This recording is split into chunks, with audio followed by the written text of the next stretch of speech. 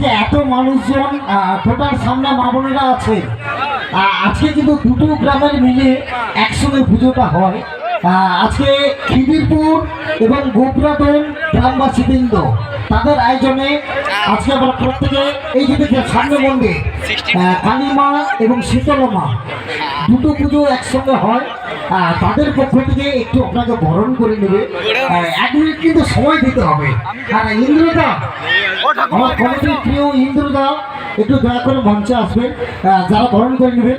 আর 1 minute ম্যাডামকে আমি বলবো, দাদারা এত রিকোয়েস্ট করছেন, প্লিজ একটু আসুন তো আমার সঙ্গে, আপনারা একটু ছবিটা নেবেন।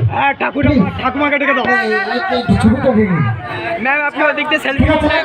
আচ্ছা ইন্দ্রদা আজকে কমিটির অন্যতম সদস্য,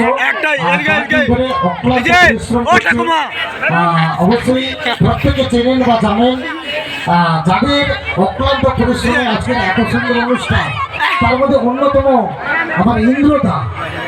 ইন্দ্রজিৎ নামটা বলতে হবে, একটা জোরে হাতের তালি হোক না তার জন্য।